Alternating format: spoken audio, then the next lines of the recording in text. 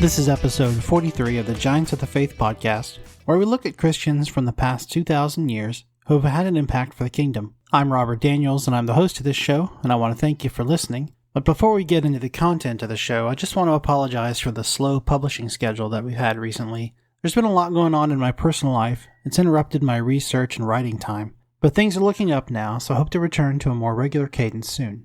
In this episode, we're looking at James Strong, of Strong's Concordance fame. Strong's Exhaustive Concordance is an index of Hebrew and Greek words that are used in the Old and New Testaments of the Bible. It's been a very useful study aid for over 100 years, and Strong's work continues to bear fruit today. James Strong was born on August 14, 1822, in New York City to parents Thomas and Maria. James's father died in 1827, and his mother died shortly after that, so by the time he was 7, James was an orphan. His aunt, name unknown but sister to Maria, stepped up to raise James and his brother. He was reared in Flushing and then on Long Island, and was raised in the Episcopal Church by his aunt and his grandmother. Now, James wanted to become a doctor, and to that end he was sent to the Lowville Academy in isolated upstate New York. When he finished his years at Lowville, he moved on to the Wesleyan University in Middletown, Connecticut. A Wesleyan was, and is, a Methodist university. We don't know if Strong had left his Episcopalian roots behind before he went to Wesleyan or after he got there, but in fact he did become a Methodist, and he remained so for the rest of his life.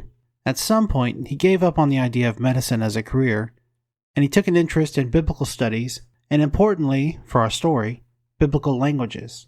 When he finished at Wesleyan, graduating as valedictorian, he went into business and politics.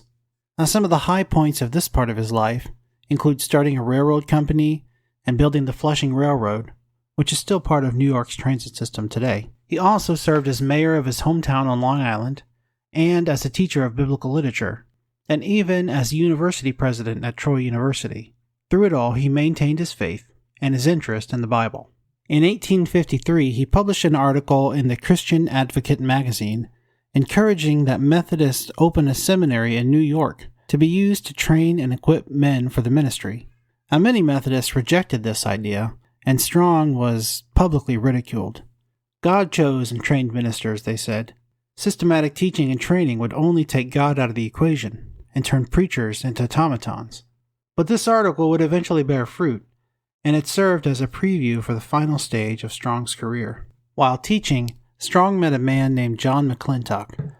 McClintock was an academic and a Methodist, and he had a major influence on the course of Strong's life. McClintock was the editor of the Encyclopedia of Biblical, Theological, and Ecclesiastical Literature. This was a new project to collect and categorize contemporary Christian writing. McClintock brought on Strong to help him co-edit the project, which ended up being a massive 10-volume collection that was published between 1867 and 1887. McClintock was also the chairman of the committee tasked with celebrating 100 years of American Methodism. As such, he was on the ground floor when steamship and railroad tycoon Daniel Drew approached the committee with the idea, inspired by Strong's 1853 article, of founding a Methodist seminary in New York. Drew would fund and grant the school, and he wanted his pastor, who also happened to be John McClintock, to serve as its first president. All agreed, and Drew Theological Seminary was born in 1867. McClintock had been impressed with Strong's work on the Encyclopedia, so he brought him on as professor of exegetical theology, and he served as the linchpin of a group of professors who became known as the Big Five at Drew. The Big Five, or the Strong Five, as they were also known, was made up of Strong, George Crooks, Samuel Upham, John Miley, and Henry Butts, and they dominated the seminary for the next 25 years, and they set it on sound and solid footing. Of these, Strong was the only layman, but his abilities were second to none. Strong was a popular teacher and a respected academician. In 1871, he was invited to participate on a committee preparing a new Bible translation.